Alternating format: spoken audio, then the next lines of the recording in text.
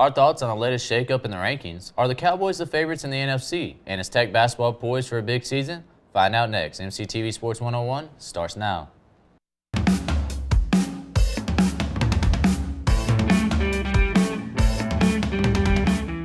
Hey there, sports fans. Welcome to MCTV Sports 101. I'm Kyle Stafford. And I'm Billy Ingle. Well, it didn't take long for there to be some shakeup in the top four as Texas A&M was upset by Mississippi State on the road 35-28 last Saturday. Undefeated Washington was awarded the number 4 spot in last night's rankings, while the top 3 remained the same. Kyle, was Washington the right choice, or do you feel that another team should have gotten the number 4 spot? Well, I think Washington was the right choice for this week. I was wondering if they were going to put Ohio State over them because of the big win, 62-3 win over Nebraska. I think Washington, if you look at the way they play on the field, they're the best team. They're one of the best teams in the country. They're definitely top 4 spot. Now, I understand the record. Here's my thing. People that are talking about, oh, well, you know, the records, if they have a loss, they can still, like A&M last week, they did have a loss, but it was a good loss. There's no such thing as a good loss. It's a loss. Yeah. And that's me. They're undefeated. They dominated their opponents. I mean, really, besides the Utah game, like, no game's been close for them. You know, Michigan, they haven't really played anybody either, but nobody's talking about them, you know, the way they've done. So, I mean, Michigan did play early on, but not the ranked teams like that. Yeah, well, with Michigan, you know, you've got the coach that, you know, the Harbaugh out there. That's really the leading factor in why people believe in him, I think. But with Washington, I think it is right that they put them at the number 4 spot. I mean, I think that's well-deserved. But also what I think about them is now their backs are against the wall. They've got to win out the rest of the season, and even then, I don't see them jumping up from the 4 spot. I mean, if you look at their strength of schedule, Ohio State is chomping at the bits, waiting to jump them.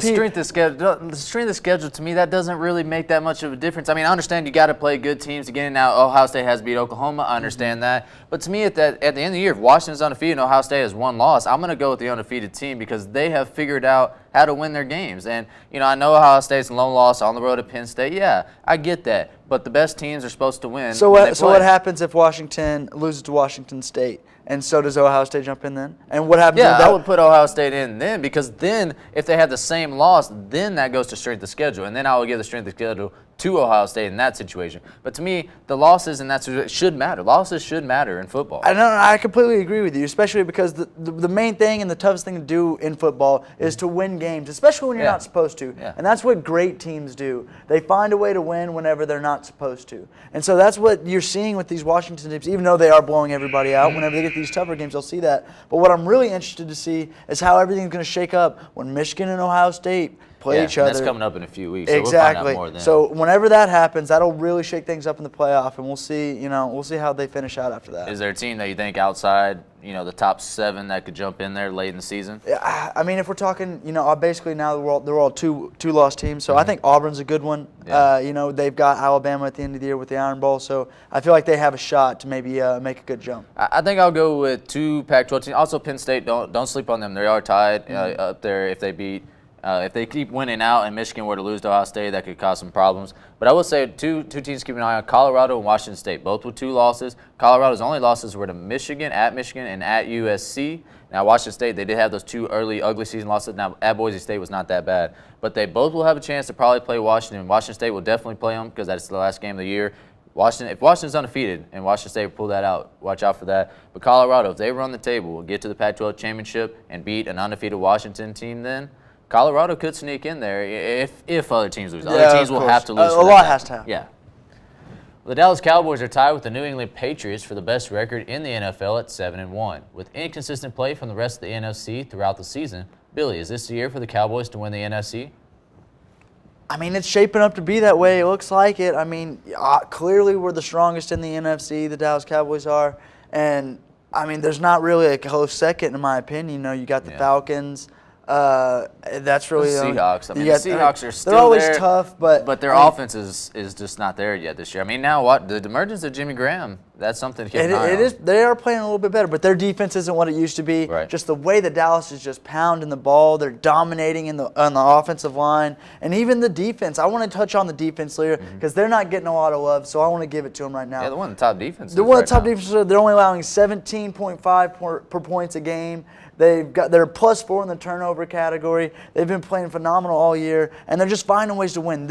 Rod Marinelli has these guys playing like guys possessed. They're all believing in the system. They're rallying around the ball, and they're making it look like it's fun to play football. And I love watching them play, and I think this is a great year for the Dallas Cowboys to take the NFC. I'd give some credit to the offense in that situation. I think obviously the defense has played well, but that defense is, I think, probably playing better than they really are. I think the offense has helped with the ball control of Dak Prescott. By the way, are you still going to say Tony Romo's Tony gonna be the Romo, starter? actually, they reported today that he's eligible to come back. So now it's a coach's decision. You can't do that. I'm not saying that right now you got to bring him back this week, but whenever playoff Well, if you don't times bring come him back around, now, we can wait till the last game of the year. no, we're not going to wait till the last game of the year. We still got 7 games around in the season. You wait till him. He's got the playoff experience that you need. He knows that. 2-4 in the playoffs. Yeah, but it should be 3-4. It should be 3-4 with the botch snap in Seattle. Either it's way, 2-4. That's 6 games of playoff experience. He's seen the heartbreak firsthand, so he knows how to overcome it.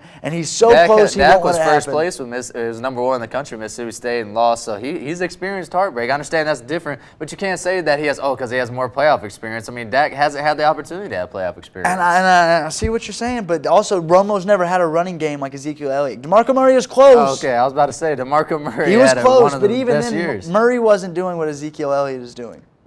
He was still good. I mean, He was good. He was close to breaking that record. The defense that wasn't year. as good as they're playing now this year either. Yeah, but I mean, really, He's got the best team possible that he'll ever have, and he can win a Super Bowl. They're the best team in the NFC right now. I don't see anybody. To me, the Seahawks are the biggest threat.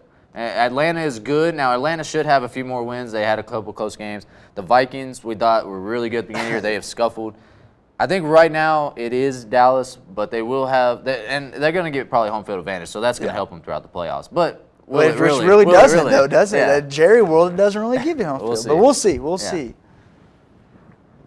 Texas Tech basketball is back as the Red Raiders are set to open up the regular season this Friday against Houston Baptist. With 7 key contributors returning from last season's NCAA tournament team, paired with the quality transfers brought in by head coach Chris Beard, this team is primed to make some noise this season. Kyle, what are you expecting out of the Red Raiders this year? Well, I'm expecting a top 4 finish in the Big 12 and an NCAA tournament berth, and at least getting close to the Sweet 16, if not making the Sweet 16. I think this team is a legit basketball team. Not just, I mean, look, I understand. I'm a Tech fan. I go here at Tech. I get that. I mean, come I on get that. now. We're but good. Look, look at what happened. I mean, the Big 12, they lost a lot of key talent. Look, I'm not going to say we're going to beat, Kansas, and we might beat them here. Who knows? But look, Kansas is the best team in the Big 12. They still got their whole, backcourt come back. Devontae Graham, Frank Mason, and Josh Jackson, of course, the big-time recruit. But the rest of the Big 12, I mean, Buddy Hield's gone in Oklahoma. Baylor pretty much graduated their entire starting 5.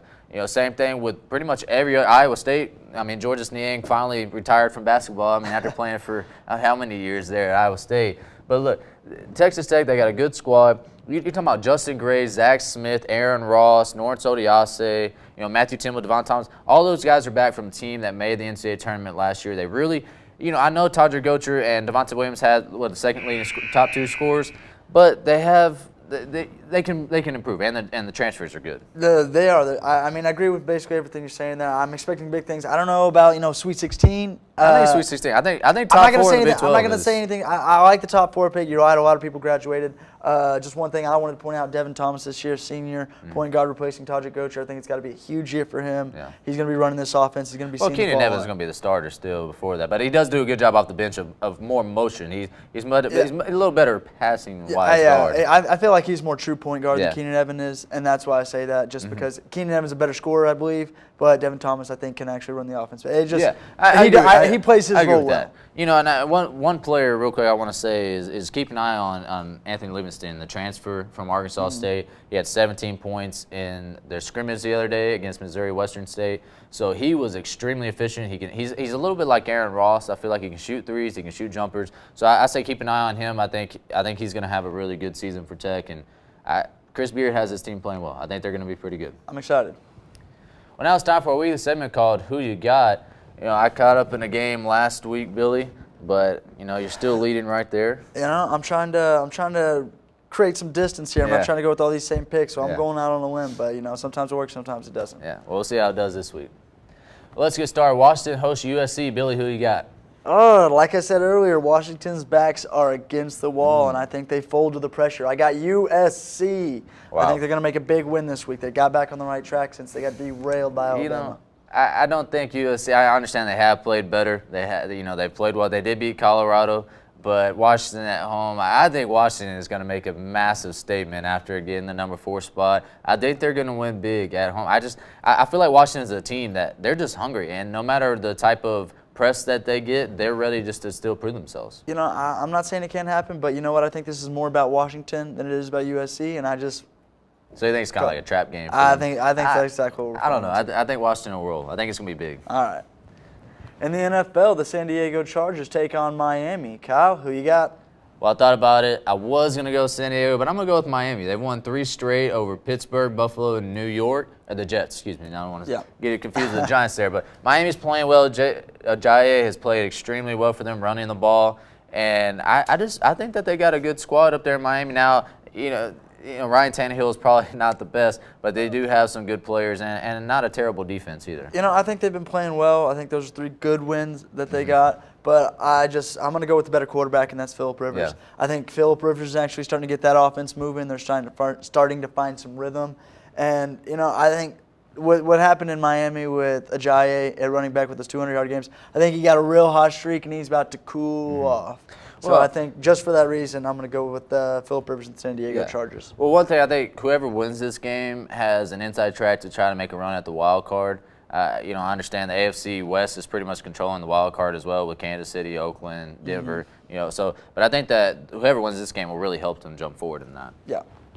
The Cowboys have a tough road test this week in Pittsburgh. Billy, who you got? Oh, come on. I got my Dallas Cowboys. Yeah, I agree. I'm going to go with Dallas, too. I think Pittsburgh is really scuffling right now. Big Ben did not look very good. I know he was but he doesn't. He always doesn't. If you look at the stats, his first game back, but he was still coming on. Even before that, they have not looked good this year, in my opinion. Antonio Brown has been extremely quiet. To me, he hasn't had a breakout game like he did last year. I would know he's on my fantasy team, so he is not playing that well. But I do think Pittsburgh is really struggling. I think that Dallas is rolling. Yeah, I think Pittsburgh. I think Pittsburgh will get it on track later in the season. But not against the Dallas Cowboys. We're just dominating the line of scrimmage right now. I do think it will be close. I think Ben Roethlisberger is going to play better this week. And it's at Pittsburgh, anything. Exactly. So I think it is going to be a close game, but I think just with the way we can control the line of scrimmage on really both sides of the ball, which we haven't been expecting on the defensive side, that'll give us the edge this week. Yeah. In prime time on Sunday night, a rematch of Super Bowl 49 as the New England Patriots host the Seattle Seahawks. Kyle, who you got? I'm going with Tom Brady. I mean, Tom Brady has been the man since he's come back. They had a bye week, so he's even more refreshed than he was. I think that New England is playing extremely well. Seattle is starting to play better. I know Russell Wilson has some injury problems. They have pretty much no running back situation there, but the defense is still solid. I think Tom Brady he's too good. Yeah. He's too good. Yeah, I mean, this is where we're going to go ahead and keep on rolling the same picks. I got Tom Brady as well. I mean, he's just too good. I mean, I don't know how you can say it any other way. Seattle's, they look okay. Well, and it's at New England, too. Yeah. I mean, if it was at Seattle, I would probably start to wonder maybe go But with even that, then, honestly, even in Seattle, right now, I just don't. Tom Brady looks like he's playing like a man possessed. He is pissed off that they suspended him, and there's nothing more that he would love to do than go win a Super Bowl this year. Yeah, I agree. In college basketball, number 3 Kansas takes on number 11 Indiana. Billy, who you got? This is Friday, by the way, as well. Yeah, I'm gonna go with Kansas. I think that they got a lot of returning players, as you said.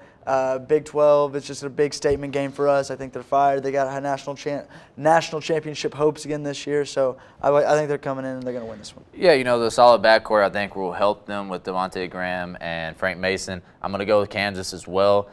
Indiana, I feel like they lost too much. I know that they will still be a talented team, but losing Yogi Ferrell will definitely hurt them, I think, in the first game. By the end, if this was later in the year, I could maybe talk about it more, but I think that Kansas right now, they're going to be the best team right off the bat.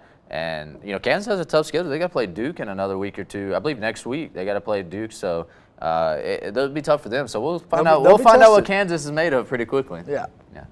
Well, that's our show for this week's edition of MCTV Sports 101. Join us next week for the latest big-name stories in sports. I'm Kyle Stafford. And I'm Billy Ingle. Until next time.